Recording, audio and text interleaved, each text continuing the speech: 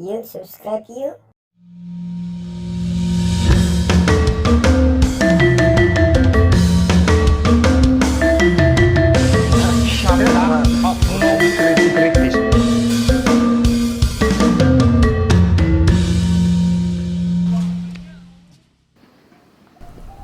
Berarti itu Komisi 1, 2, dan 3 itu punya peran berbeda ya? Beda-beda. Apa aja tuh tugas-tugas itu? Komisi 1 itu bagian penyensoran. Iya. Dan di bagian berapa penyensoran orang? itu udah banyak Om. Dan bagian khusus penyensoran itu ada aku yang bagian penyensoran sama 2 orang lagi. Dan mereka tahu banget tentang film karena mereka dosen IKJ semua. Widih. Dosen-dosen IKJ. Siapa namanya? Ada Ibu Wiwit sama Mas Lianto. Oh iya. Lianto Luceno tuh. Ya, saya ada Dia beberapa teman di KJ. IKJ. Direktur sutradara film dokumenter tuh, Bang Li itu namanya. Itu maksudnya lulusan IKJ atau dosen IKJ? Lulusan IKJ, dosen lulusan. IKJ juga. Oh, jadi boleh ya? Maksudnya dosen juga, kerja juga di LSF boleh juga? Boleh. Boleh. Kan dan Bapak juga gitu ya? Apa? Kerja di LSF dan pengusaha juga ya? Oh iya dong. Pengusaha apa ya? Hah? Kirim Pengusaha ada. keripik lu, luar biasa. Ya, jadi Komisi 1 itu bagian penyensoran, terus media sosial dan yang lain-lainnya ada. Media sosial maksudnya diawasi juga? Maksudnya bukan media sosial tapi lebih ke media sosial LSF-nya. Oh, publikasi? Publikasi Oke. seperti itu. Yang kedua, Komisi 2 itu bagian pemantauan yang ke bioskop-bioskop dan TV yang dipantau. Komisi 3 bagian keuangan dan yang lain-lainnya seperti itu.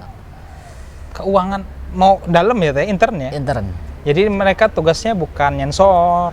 Sebenarnya semua anggota dan TS itu semuanya nyensor. Cuman di balik nyensornya itu kita masuk ke komisi-komisi yang berbeda-beda gitu. Ada tugas-tugas lain gitu. Side ya seperti itulah. Ya itu, dan tugas saya sekarang sama 2 orang ini bagian partner yang, lah ya. Partner iya yang nyensor. Meskipun saya backgroundnya bukan dari perfilman gitu, dan mereka yang lebih paham tentang film, expert banget mereka kan. Tapi banyak belajar sih, banyak belajar dari mereka bahwa perfilman itu kayak gini seperti itu. Dan alhamdulillah seperti itu. Jadi kalau misalkan ada film dari bioskop, misalkan kemarin ada film-film yang inilah ya harus direvisi nih. Misalkan dari kita itu 17 tapi mereka minta 13. Oh, merekanya boleh minta? Boleh minta. Kan kita nanti mereka nggak ada mosi bukan tidak percaya tapi mosi pengen banding lah ya? Banding gitu. Kita ada sesi diskusi. Kita selalu harus ada sesi diskusi. Bukan selalu tapi kita terbuka buat mereka biar ada diskusi, biar mereka maunya apa, nanti kita cari jalan tengahnya seperti itu. Dan seperti itu, terus ya itu tugas saya sih sama 2 orang ini, ketika ada mereka ingin ini ya komisi aku buat lihat lagi apakah ini benar-benar pantas buat ke-13 seperti itu atau tidak. Gitu. Memang kalau ratingnya diturunkan, bukan diturunkan ya, maksudnya umurnya diturunkan ke 13, lebih banyak yang nonton ya. Seperti itu. Itu untuk orang-orang di Indonesia, pengusaha-pengusaha di Indonesia. Kalau perfilman dari luar negeri gimana? Itu jadi gimana ya? Kalau lebih ininya sih, mereka kan yang di luar negeri itu ada kayak perwakilannya, bukan perwakilan. Jadi mereka bukan menjual apa ya?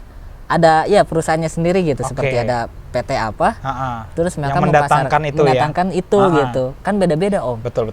Jadi setiap film misalkan dari Universal atau dari Columbia Picture, mereka itu di Indonesia itu ada perusahaan-perusahaan yang mewakilkan itu gitu. Jadi beda-beda. Oh, film yang ini PT-nya beda. Oh, film yang ini PT-nya beda gitu kan. Nah, mereka menyesuaikan ke kita ketika ada yang ini. Mereka sendiri yang tugasnya buat ngelaporin ke yang di sana. Berarti kalau memang tidak lolos, ya maksudnya tadi kan ada diskusi, ada revisi. Nah, kalau misalkan film dari luar kan udah jadi bentuknya, berarti kan nggak bisa revisi ya? Atau dipotong? Revisi bisa dipotong. Oh, dipotong. Dipotong. dipotong bukan dipotong sih, maksudnya ya revisi, bisa dipotong, bisa di blur atau apapun bisa seperti itu. Nah, sejauh ini ada yang di blur dimasuk ke bioskop itu? Saya jarang masuk bioskop sih Pak, nggak ada yang nemanin Pak. Kebetulan Om ya, ketika aku masuk ya pandemi ini, jadi belum ke bioskop. Belum maksudnya pengalamannya belum ini ya? Belum. Jadi takutnya salah ngomong kan. Betul. Ada nggak yang pernah pisau di blur? Oh, pisau di blur ya? Pisau di blur. Oh, pisau di blur. Sama senpi juga. Senjata api di blur. Kenapa sih pisau di blur? Kan untuk tong. Ya, maksudnya buat pisaunya buat. Kalau pisau buat bunuh ya pasti disensor, tapi pisau buat apa ngeret buat naon sih ngaranna? Bapak ini udah jadi orang Jakarta. Oh iya, maaf. Puyeng gue. Lah. Susah. Kayak gitu buat apa motong-motong sayuran kayak gitu ya nggak mungkin disensor lah ya, apa juga gitu kan. Itu ada pisau sensor ya nggak gitu juga. Oh, nggak gitu juga. Kalau pisaunya diselipin di sini gimana? Apa yang disensor, Pak? Potong. Kali aja kan diselipin di sini gitu. Itu kan senjata untuk membela diri Pak, tapi Pak. Oh iya bisa aja sih. Polisinya yang begitu. Polisi. Membela diri maksudnya. Rambut juga disensor. Hah? Belahan rambut disensor? Iya kan belahan. Oh, karena enggak.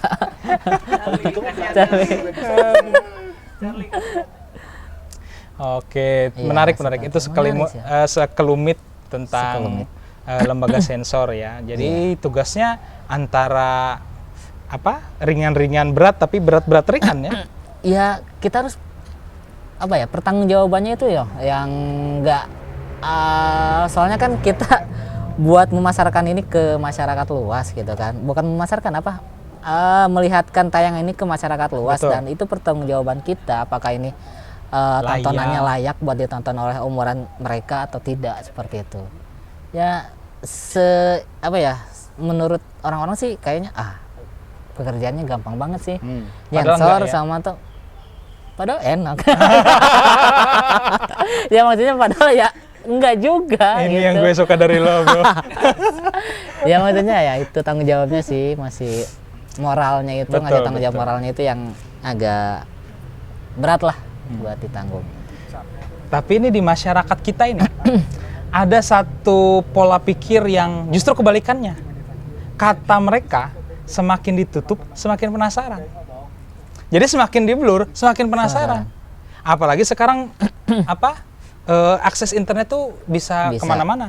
Jadi kalau misalkan film dari negara-negara lain disensor dadanya, itu di searching. Oh dadanya begini aja. Begini doang, kenapa sih disensor? Gimana tuh? Gimana ya? Emang sekarang kan zaman teknologinya emang sekarang udah ini banget ya. Emang kan. Ya maksudnya di satu sisi LSF menyensor. Iya. Tapi di sisi lain setelah nonton di TV disensor, ya udah aku cari aja misalkan di platform yang share video di tapi ya gitu sih internet begitu. Maksudnya ya sebisa mungkin gitu kan, ketika kita menyensorkannya itu maksudnya pas lagi kita adegan-adegan yang kayak sepertinya itu dipotong seluruhnya gitu. Jadi ketika kan pasti orang lain tuh ketika melihat wah ini mau adegan intim nih, pasti langsung sensor kan sama kita, dan mereka lihat kan. Nah sebisa mungkin dari LSF itu ketika mau menyensorkan nggak masuk ke adegan yang mau seperti itu. Soalnya kan nanti kita ada playbacknya nih, seperti menit kesekian kayaknya harus dipotong dari menit kesekian sampai kesekian. Nah dari menit ke ngitung menit juga ya? Harus. Detiknya pun harus dihitung supaya sama kita. Alurnya nggak berubah. Emang sih kata mereka kan kalau misalkan ini dipotong ya alur ceritanya seperti pasti gak akan nyambung. Betul. Nah itu masalahnya, kita nyensornya jangan terlalu semuanya dipotong, tapi ada yang sebagian yang dipotong. Tapi pasti gak akan ada misalkan masalah tentang adegan yang seluruhnya tentang adegan seks dipotong agak ini ya, bukan semuanya tapi setengahnya gitu. Bukan setengah tapi setidaknya yang tidak terlalu vulgar. Betul. Itu disensor, tapi yang enggak ya kita enggak terlalu masalah sih. Soalnya kan kita ada klasifikasi usianya buat nonton juga. Betul. Saya tuh cuman penasaran ini sebenarnya. Nih terakhir ya. Iya. Itu alasan tadi pornografi dan teman-temannya tidak diperbolehkan di televisi Indonesia. Iya. Karena Undang-Undang 2009 itu kan. Iya, Undang-Undang 2009. Nah, siapa sih?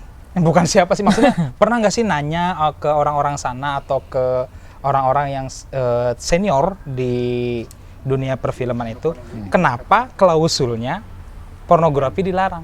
Maksudnya secara nilai-nilai norma biasa kan tidak masalah pornografi, kecuali ya konten pornografi istilahnya itu bertolak belakang dengan nilai-nilai agama, dengan nilai-nilai luhur. Tapi sebenarnya tidak masalah kan seharusnya gitu. Masalah sih Om, kalau menurut aku sih sebenarnya kan masalah tentang pornografi itu sebenarnya ya ketika kita filmnya tentang pornografi ya pasti jadi masalah, nggak setiap ini aja kan, kecuali yang ada negara yang melegalkan tentang pornografi kan. Kalau di sini kan di kita kan ya pornografi itu enggak lah ya, maksudnya kita ada maksudnya kita ini juga punya Pancasila, bukan dibatasi, emang nggak boleh lah Om, nggak boleh ya. Ya seperti itulah. Masalahnya undang-undang itu tapi ada loh Om, undang-undang nomor 33 tahun 2009 ini para sinias film itu ada yang tahu, ada yang nggak tahu. Malah ketika ada yang ini, oh ada ya undang-undang tahun ini, oh ada ya seperti ini. Dan aku juga baru tahu pas aku masuk ke sini. Bawa bukunya lempar. Iya. Nah itu jadi sebenarnya kita mau boleh, maksudnya bukan membatasi mereka buat bikin film, tapi di sini kita ada undang-undangnya loh buat bikin film. Ada aturannya. Ketika kita mau bikin film ya harus turuti undang-undang yang udah maksudnya udah disetujui sama semua pihak. Berarti kan memang harus diedukasi juga semua pembuat film ini ya. Ada tuh bagian-bagian khusus. Maksudnya kegiatan ada edukasi begitu ya. Edukasi itu ada, sensor mandiri pun kita ada setiap, karena sekarang pandemi lah ya. Jadi gak ada yang kegiatan-kegiatan keluar, gak ada. Tapi kemarin sih banyak banget kita kegiatan keluar. Dari ke daerah-daerah terpencil pun kita sosialisasi. Ngapain ke daerah terpencil? Ya mereka biar bisa sensor mandiri. Sensor mandiri tadi ya, ada programnya ya. Dan kita juga ya undang-undang dasar kita juga memang kasih tahu ke orang-orang kan. Takutnya kan semua orang nggak, ya dari daerah-daerah terpencil pun ya setidaknya pasti ada satu sutradara yang nggak tahu apa-apa gitu kan. Dan sutradara daerah terpencil ya? Ya takutnya ya kita kan nggak tahu juga kan. Misalkan ada di daerah terpencil takutnya ada bibit dari sutradara yang bisa betul. Seperti itu. Terakhir deh, tadi saya bilang terakhir, ini paling terakhir deh. Paling terakhir. Apa? Maksudnya kan saya pernah baca tuh di salah satu artikel lah begitu, mengatakan bahwa Indonesia ini penonton situs porno terbesar. Terbanyak. Artinya yang nonton porno di Indonesia ini banyak nih. Kenapa nggak dilegalkan aja supaya industri perfilman Indonesia ini naik lagi? Gimana? Kepentingan. Waduh, berat. Gimana? Harusnya bukan saya yang jawab. Saya cuma bagian nyensor doang. Iya betul. Kali aja iseng jawab. Ya udah pendapat pribadi aja lah. Bukan sebagai tenaga sensor. Iya. Gimana ya kalau misalkan kayak seperti itu? Nggak masuk ke apa ya? Maksudnya ke bingung ya. Apa? Maksudnya tuh apa? Tidak masuk ke dalam apa sih Indonesia tuh adabnya. Adabnya. Adab Indonesia kan nggak seperti budayanya, itu. Budaya ketimurannya seperti itu kan istilahnya kita lebih bukannya agamanya lebih kental lah ya. Betul. Agama berarti ada faktor itunya ya. Ya. Padahal maksudnya kalau mikirin fulus, kita kalau mikirin bisnis tuh ladang besar tuh. Itu pasti ladang besar kan. Ya tadi kan dibilang juga penonton Indonesia kan terbanyak. Tapi ya dilihat juga pasti orang yang kayak gitu banyak dihujat sama orang. Gini aja, pas ada film Kucumbu Tubuh Indahku, yang tentang orang yang menari-nari itu apa ya, Ininya maksudnya banyak ya yang banyak yang ini komennya. malah pengen diturunin padahal itu bagus, pemenang FFI. betul saya Itu tahu itu. kan pemenang FFI. Jadi Apa sih pesannya itu keren. pesannya keren, maksudnya jadi ketika ada sedikit tentang pornografi pun pasti Ya padahal tidak terlalu banyak kan. tidak, ya itu. nggak ada unsur pornografinya. Betul, iya. Kalau kata saya nggak ada unsur pornografinya. Iya, oh berarti masyarakat saja yang terlalu kita, ini ya. Iya, masyarakat kita yang nggak bisa menerima ada tontonan ini yang ditonton buat dilegalkan atau ditayangin di bioskop seperti itu. Padahal ya intinya mah sederhana. Orang-orang LSF itu sudah teruji bahwa mereka sudah bisa mengklasifikasikan mana yang lulus sensor dan yang tidak Mana gitu yang kan. tidak, iya. Dan seperti masyarakat masih aja ngomong, itulah netizen. itu. Iya, netizen makanya. The power of netizen, the power of Indonesia. Pasti selalu ada aja. Oke, terima kasih. Keren Iya, banget obrolan kita hari ini udah mulai gelap nih.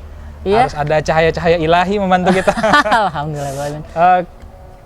Kita ketemu lagi dengan Kang Irfan nanti ke depannya kita ajak lagi diskusi lebih hangat lagi ya. Oke, insya Allah mungkin setelah 2 tahun 3 tahun sudah Iya. ada pengalaman yang lebih banyak. Mungkin Asik. setahun ke depan ada kunjungan keluar kota lah insya Allah. Asik. Sip. Ada yang- Kami tunggu supaya gabung di acara kita lagi diskusi. Acaranya apa Om namanya? Namanya Kautish. Kautis artinya? Itu adalah pendekan dari cablakan oknum kritis. Kita nih Cablakan om-om. Cablakan om-om erotis. Aduh, ini bagus nih, ini bagus. Nanti hostnya Bapak tahu ya. Oke, teman-teman, sampai ketemu lagi di episode Kautis selanjutnya. Bye-bye.